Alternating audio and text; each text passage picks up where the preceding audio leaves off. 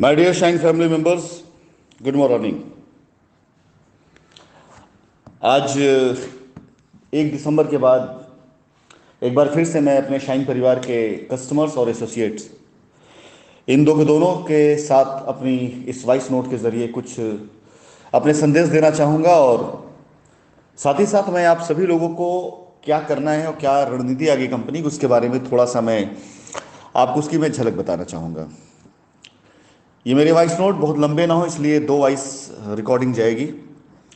पहली voice recording ये जो आप सुन रहे हैं ये मेरी कंपनी के उन सभी एसोसिएट्स के लिए है जिन्हें मुझसे उम्मीदें हैं, जो मुझ पर आज भी भरोसा करते हैं या जो कहीं से भी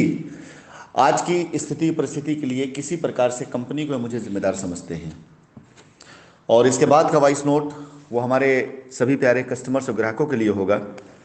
उन कस्टमर्स के लिए जिन्होंने आज भी अपनी उम्मीदों को नहीं छोड़ा है, जिन्हें कंपनी की नीयत पर आज भी पूरा यकीन है और कंपनी की नीति का जो आज इंतज़ार कर रहे हैं। सबसे पहले मैं अपने सभी उन एसोसिएट्स को संबोधित करना चाहूँगा जो शाइन परिवार के साथ कभी भी किसी भी तौर पे जुड़े हुए थे। आज हो सकता है कि शायद आप अपना कुछ कारोबार शुरू कर चुके हों, हो सकता है कि आज आप कहीं किसी और कंपनी में काम करने लग गए हों, हो सकता है कि शायद आज भी आप किसी काम की तलाश में हो, स्ट्रगल कर रहे हो सकता है आज भी आप किसी ऐसे बेहतर ऑप्शन की तलाश में हो जहां पर आप अपने परिवार अपने घर के लिए कुछ काम कर सकें। हो सकता है कि आप में से बहुत से लोग बहुत बेहतर तरीके से कहीं सेटल हो चुके हों। मेरी दुआ है आप सभी जहां कहीं पर भी हों सलामत रहें, खुश रहें, अपनी मेहनत अपनी ईमानदारी से अपने कैरियर को बनाएं। इससे ज़्यादा मुझे आप सभी से कुछ नहीं चाहिए, क्योंकि 2019 से लेकर के 2021 के पिछले 1-2 महीने पहले तक मैंने सिर्फ और सिर्फ आप लोगों के साथ काम करने का ही प्लान किया था और आपकी लायबिलिटी ख़त्म करने का ही मेरा प्रयास था। इसके अलावा मैं किसी और तरह के कामों में या किसी ऐसी चीज़ों में कभी भी अपने आप को इन्वॉल्व नहीं करता था जिससे आपका कनेक्शन ना हो। चाहे मेरे इंडिया के कारोबार हों, चाहे मेरे विदेश के वेंचर्स हों, हर जगह पर मैंने आप सभी लोगों को प्लान किया हुआ था। ये प्लान इसलिए कतई नहीं था कि मुझे आपका साथ अपने कारोबार को बढ़ाने के लिए चाहिए था, बल्कि ये प्लान इसलिए था कि मैं आपसे अपने आप को कभी अलग नहीं कर पा रहा था, कभी आपसे अपने आप को डिअटैच नहीं कर पा रहा था। आपने दिया है सम्मान मुझे और मुझे हासिल हुआ है, मुझे मिला है, तो जाहिर सी बात है मैं एक तरफ अकेला और आप हजारों लाखों लोग जिन्होंने मुझे जो सम्मान दिया, तो उन चीज़ों से ना तो दूर जाया जा सकता था, ना उसको मैं भुला सकता था, ना भुला सकूंगा कभी ज़िंदगी भर। लेकिन पिछले 2-3 महीने पहले जब मैं पूरी तरीके से पूरे तन मन धन के साथ फोकस करके अपनी प्यारी शाइन की लायबिलिटी को उतारने के साथ साथ अपने एसोसिएट्स के लिए भी मैं एक अभियान लेकर चला था कि मैं शाइन परिवार की ज़मीनों को और साथ ही साथ कुछ नए प्रोजेक्ट को खरीद करके शाइन परिवार के उन माहिर बच्चों के हवाले करूंगा जो अपनी मार्केटिंग के गुरु हैं। एज यूजुअल जैसा कि आप जानते हैं कि कई बार ऐसा होता है कि सामने वाला जो आपका विरोध कर रहा होता है उसके पास विरोध करने का कोई भी तात्पर्य, कोई भी वाजिब रीज़न नहीं होता है, कोई वजह नहीं होती है। वो विरोध सिर्फ इसलिए कर रहा होता है कि उसे विरोध करना है। और उस बीच में मैंने अलग अलग साइटों पर, चाहे वो हमारी बंगाल हो, चाहे हमारा बिहार हो, चाहे हमारा उत्तर प्रदेश हो, हर जगह के लिए मैंने बहुत कुछ प्लान किया था। इवन उत्तराखंड की मैं बात कर लूँ, एनसीआर की बात कर लूँ, दिल्ली की बात कर लूँ, हर जगह पर मैंने बहुत बड़ी प्लानिंग करी हुई थी और काफ़ी अच्छे इन्वेस्टमेंट भी मैंने किए करवाए। आप विश्वास करें कि जो लोग जानते हैं इस बात को, करोड़ों रुपए तो मैंने आपके शाइन वैली के ऊपर ही खर्चे करवाए, वैदिक विहार पे खर्चे करवाए। पैराडाइज गार्डन के ऊपर एक बहुत बड़ा बजट था, जो पैराडाइज गार्डन के जो लैंड उस समय देख रहे थे अभिषेक जी, उनको मैंने बता भी रखा था कि इसकी आप जितनी बड़ी प्लानिंग करना कर लीजिए, ज़मीनों खरीदारी करिए। किसानों को एडवांस भी दिए गए थे, इस बीच पैसे दिए गए किसानों को। इसके अलावा कानपुर के अंदर पोलिस्टार की मैं बात करूँ, पोलिस्टार 1 हो, पोलिस्टार 2 हो, दोनों पर अच्छे खासे इन्वेस्टमेंट किए गए और ज़मीनों की रजिस्ट्री भी शुरू कराई गई, फ्रेश ज़मीन भी रजिस्ट्री कराई गई कंपनी के नाम पर या अलग कंपनियों के नाम पर। तो फोकस करके जब मैंने काम करना शुरू किया, इसने करोड़ों रुपए के इन्वेस्टमेंट भी किया और मैं बार बार कह रहा था कि कम से कम 20 से 25 करोड़ रुपए मैं इन्वेस्टमेंट करा के नई लैंड बैंक तैयार करूंगा, जिसमें कस्टमर्स की लायबिलिटी ख़त्म करने के साथ साथ बच्चों को काम करने का मौका भी मिलेगा, 2 पैसे भी कमाएंगे और इस 2 पैसे कमाने के साथ साथ आप सभी लोग अपनी लायबिलिटी ख़त्म करने के साथ साथ अपने अपने प्रोजेक्ट के आप मालिक बने। मेरा यही उद्देश्य था और दूसरा कोई उद्देश्य नहीं था और सिर्फ आपके लिए था। मैं पैसा अपने पास से लगा रहा था। नोएडा में हो चाहे जेवर एयरपोर्ट के पास, वहाँ ज़मीन प्लान करी गई थी। इसके साथ साथ कुछ ग्रुप हाउसिंग के प्रोजेक्ट हमने ऐसे टेक ओवर किए थे जहाँ हमने पैसे डाले, करोड़ों रुपए वहाँ पे भी डाला गया। उत्तराखंड के अंदर कुछ प्रोजेक्ट पे पैसे डाले गए सिर्फ इसलिए ताकि उत्तराखंड के जो कस्टमर हमारे हैं उनकी लाइबिलिटी भी दूर हो और वहाँ के लोगों को काम मिले। ये सारा उद्देश्य सिर्फ और सिर्फ आप लोगों को सेटल करने के लिए और आपकी लाइबिलिटी उतारने के लिए था। और मैं बार बार आपसे कहता था कि अगर आप लोग मेरा साथ दें और आप काम करना चाहें, ईमानदारी से काम करें, तो मैं आप सभी लोगों को एक एक प्रोजेक्ट का मालिक बना सकता हूं। और अगर मैं इस पैसे का इन्वेस्टमेंट कहीं और कर दूं या इन पैसों कहीं और इन्वेस्ट करूं खुद के लिए, तो शायद मैं इससे बड़ा काम कर सकता हूं। लेकिन मैं चाहता हूं कि मेरे शाइन परिवार के लोगों का सबसे पहले उद्धार हो, चाहे कस्टमर्स हो चाहे एसोसिएट्स हो। लेकिन आपने जैसा कि देखा कि जब भी मैं काम करने के लिए आप लोगों के बीच में आता हूं या जब भी काम करने की कोशिश करता हूं, तो वही सारे लोग जो लायबिलिटी का रोना रोते रहे हैं वही काम को रोकने की कोशिश करते हैं। इस बात को आपको समझना पड़ेगा। अगर इस बात को आप नहीं समझेंगे तो यकीन जानिए लायबिलिटी उतारते उतारते हम थक जाएंगे, खत्म हो जाएगा सब कुछ, लेकिन लायबिलिटी नहीं खत्म होगी, क्योंकि लोग लायबिलिटी उतारना ही नहीं चाहते हैं। आज जिनके पास ज़मीनें थी, जिनको प्रोजेक्ट दिया गया था, उन बच्चों से जब मैं सुनता हूं या जरा मैं उनसे टाइट होता हूं, तो जब कहते हैं मेरी टीम कितनी लायबिलिटी बाकी है, तो मैं अपने मन में सवाल करता हूं, उनसे नहीं पूछता हूं, अपने मन में सवाल ये करता हूं कि हजारों करोड़ की ज़मीन सामने पड़ी हुई है, न जाने कितनी रजिस्ट्रियां करा दी गई हैं, लेकिन लायबिलिटी अगर उतारना ही उद्देश्य रहा है तो उन बच्चों ने सबसे पहले अपनी टीम की लायबिलिटी क्यों नहीं खत्म करी। जाहिर सी बात है, ये बात मेरी कुछ लोगों को खराब भी लग सकती है, लेकिन जो सच्चाई है वो सच्चाई पे बात करना आवश्यक भी है।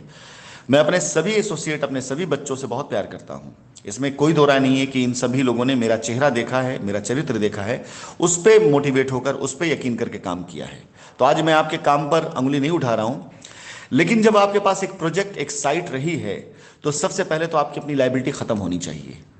अब मैं जवाब इसका देता हूं कि लायबिलिटी क्यों नहीं खत्म हुई, क्योंकि लायबिलिटी खत्म करना ही खाली उद्देश्य नहीं था। लोगों ने पूरा एक ऐसा माहौल बना डाला, उस माहौल के अंदर बहुतों ने अपने फायदे कमाए, उसकी आज बात करने की जरूरत नहीं है।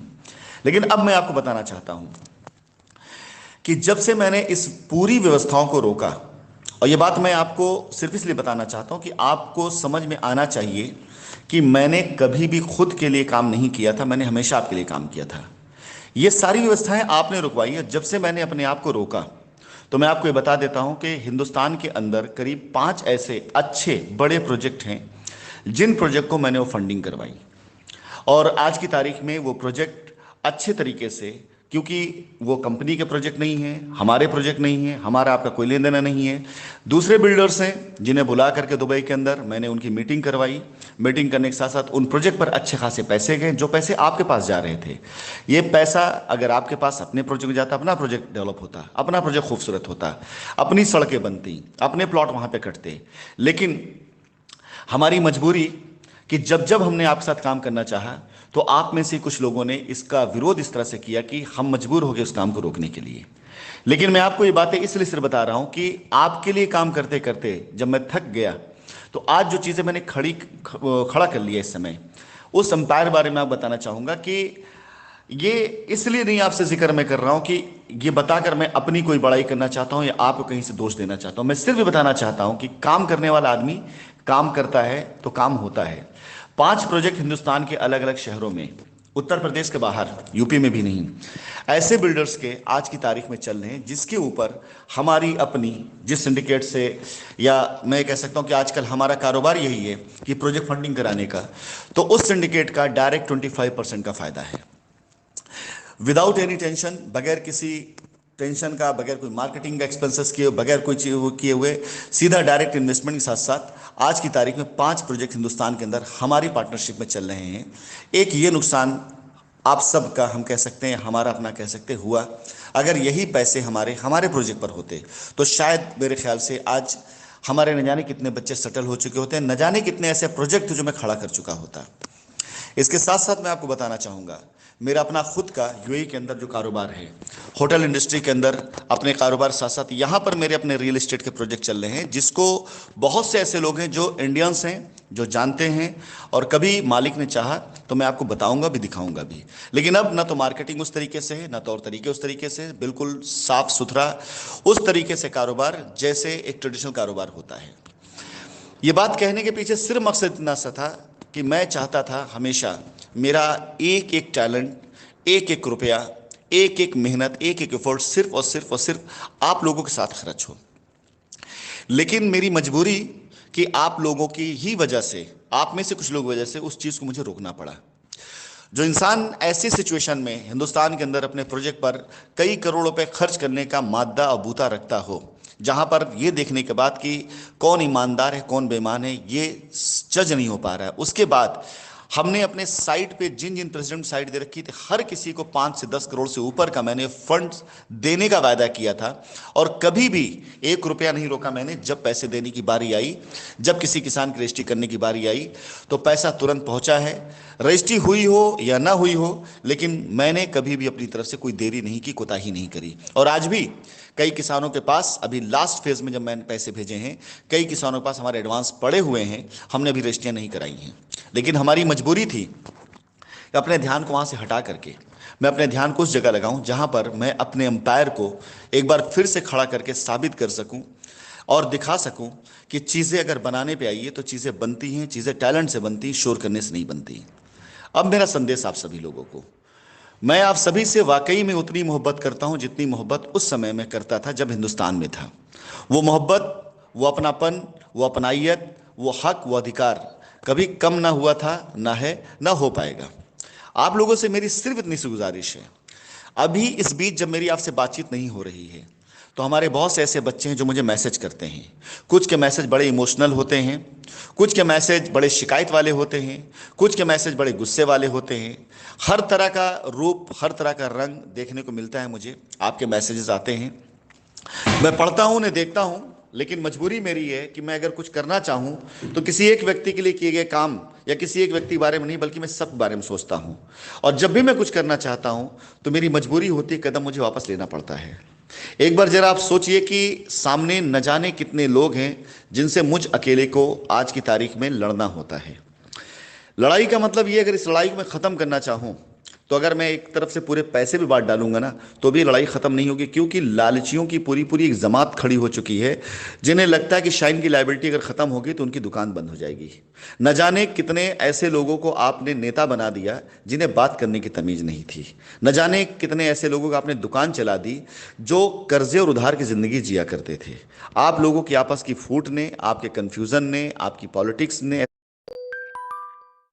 आज की तारीख में आपके सर पे बैठा दिया है, जिनकी औकात इस लेवल पे नहीं थी कि आपके चैम्बर में घुस सकते वो। चलिए खैर, इस पे अब मैं बात नहीं करूंगा, आपका फैसला, और उस फैसले का जो भी नतीजा होगा वो आप ही देखेंगे। लेकिन मैं आप सभी लोगों से यही कहना चाहूंगा, आज भी आप उदास मत होइएगा, परेशान मत होइए। मैं आपसे दूर कहीं नहीं गया हूं। मेरी जो जिम्मेदारी है शाइन परिवार की लायबिलिटी उतारना, वो मैं उतारूंगा,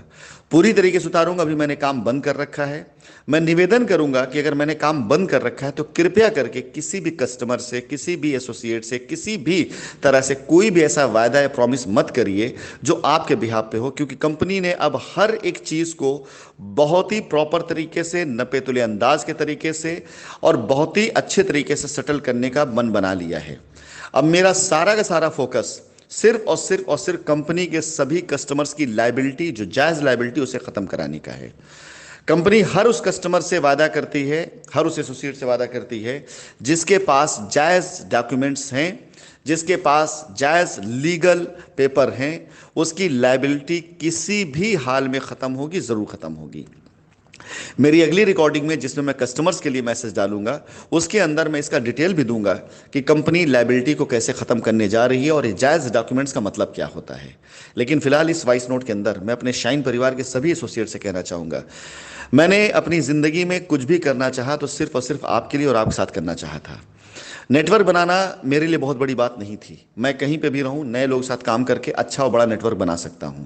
लेकिन मैंने हमेशा यही चाहा कि अगर मैं कोई नया काम शुरू कर लूँगा, अपना नया काम खड़ा कर लूँगा, तो हो सकता है कि आप लोगों की नज़र में मेरी वो इमेज ना रह जाए जो पहले कभी थी। आज पता नहीं क्या है इमेज, क्या नहीं, मैं इसकी परवाह अब नहीं करता हूं। लेकिन इतना तयशुदा बात है कि जब मैं आपके साथ काम करना चाह रहा था तो मैं कमज़ोर होता जा रहा था, क्योंकि आप लोग ही मुझे कमज़ोर कर रहे थे। पिछले 2 से 3 महीनों में जब मैंने अपने आप को आपसे अलग करके अपने कारोबार को दूसरे डायरेक्शन में ले जाने की कोशिश करी, तो आज की तारीख में आप लोगों की दुआओं से मैं इतना सक्षम हो चुका हूं कि मुझे अगर नहीं भी काम करने को मिला तो भी मुझे कोई परवाह नहीं है। चाहे होटल इंडस्ट्री का कारोबार हो, चाहे इन्वेस्टमेंट कारोबार हो, चाहे रियल एस्टेट कारोबार हो, मैं यहीं पर इतना ज़्यादा अपने आप को संतुष्ट पाता हूँ, इतना बिजी पाता हूँ, इतना मैं इसके अंदर अपने आप को मशरूफ कर चुका हूँ कि अगर मैं एक जरा से भी फोकस उधर ना करूं आपकी तरफ तो भी मुझे यहाँ कोई परवाह या कोई फिक्र करने की आवश्यकता नहीं है। लेकिन नहीं, मैं आपसे वादा करता हूं कि मैं आपसे दूर कहीं नहीं गया हूं। अब मेरा उद्देश्य आपके साथ काम से ज़्यादा आपकी लायबिलिटी ख़त्म करना है। मैं आपके गार्जियन की तरह रहा हूं, मैं आपके बड़े भाई की तरह से रहा हूं, मैं आपके गुरु की तरह से रहा हूं। जैसा भी रहा हूं, यह मैं साबित करूंगा कि आपकी चॉइस कभी गलत नहीं थी। यह मैं साबित करूंगा कि आपने जो मुझे इज्जत दिया था वो गलत नहीं दिया था। बस मेरा आपसे निवेदन है, हम सब इस समय बहुत तेजी से फोकस कर रहे हैं शाइन परिवार की लायबिलिटी उतारने का, वो जायज़ और प्रॉपर तरीका और रास्ता जिस रास्ते पे चल करके हर व्यक्ति को उसका हक मिल सके, हर ईमानदार आदमी को ईमानदारी से उसका हक मिल सके और हर बेईमान आदमी को उसकी बेईमानी का सिला मिल सके। दोनों चीज़ें मैं कर रहा हूं। विश्वास जानिए, अगर आपने किसी के साथ छल किया है, अगर आपने कोई गलत रजिस्ट्री कराई है, अगर आपने कोई गलत कब्जा कराया है, तो ये सारे के सारे भुगतान आपको करने पड़ जाएंगे, क्योंकि अब कंपनी पूरी तरीके से तैयार है सही के साथ सही और गलत के साथ गलत का सिला देने के लिए। इस वॉइस नोट में शाइन परिवार के सभी एसोसिएट को मेरा सिर्फ इतना सा मैसेज है कि मैं अब पूरी तरीके से आप लोगों के ऊपर निर्भर न रह करके अपनी उन सभी ताकतों के साथ, अपने उन सभी आशाइशों के साथ जो कंपनी के फेवर के लिए हैं, मैं कस्टमर की और आपकी लायबिलिटी दूर करने के लिए अगर मैंने प्रतिज्ञा ली तो मैं तैयार हूं। जल्द ही कोर्ट के द्वारा जो भी फैसले आएंगे, लेकिन जो रोड मैप मैं दे चुका हूं, जो रोड मैप हमने बनाया, जो मैं अगली ऑडियो में दूंगा, उस रोड मैप के जरिए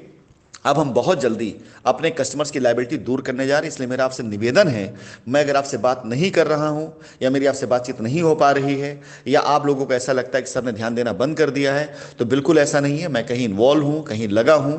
और जाहिर सी बात है अगर मैं सक्षम रहूंगा, मैं ताकतवर रहूंगा, तभी मैं आपकी हिफाजत कर पाऊंगा। अगर मैं ही टूट जाऊंगा, मैं ही कमज़ोर हो जाऊंगा, मेरे हाथ मजबूत नहीं रहेंगे, तो मैं आपकी मदद नहीं कर पाऊंगा। और आज आपका ये बड़ा भाई, आपका ये गार्जियन, ये शाइन परिवार का चेयरमैन आपसे ये वादा करता है कि आप लोगों से 3 महीने की दूरी ने मुझे इतना सक्षम, इतना ताकतवर बनाया है, इतना मजबूत किया है कि मैं हर तरीके से आपके साथ खड़ा रह सकूं, आपकी लायबिलिटी भी दूर कर सकूं, और कभी जीवन में मौका दिया ऊपर वाले ने और आपकी मर्जी हुई तो, आपकी चॉइस हुई तो, कभी भी किसी भी समय अगर आपको ऐसा लगेगा कि हाँ हमारे साथ आकर कुछ करना चाहिए, तो स्वागत रहेगा आपका। लेकिन फिलहाल सबसे पहले शाइन परिवार की लायबिलिटी उतारना ही हमारा उद्देश्य रहेगा।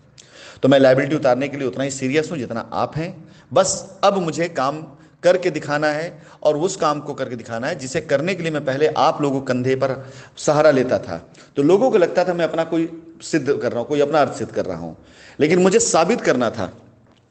कि मैं अकेले इतना सक्षम हूं कि अगर मैं खुद चाह लूं तो अपने टैलेंट के भरोसे पर मैं अपनी चीज़ें खड़ा कर सकता हूं। जिसे भी आगे जाकर पता चलेगा कि मैंने क्या चीज़ें खड़ी करी हैं, उसे यकीन जानिए, यकीन नहीं होगा कि इतने कम समय में 3 माह के अंदर अंदर इतनी चीज़ें खड़ी की जा सकती।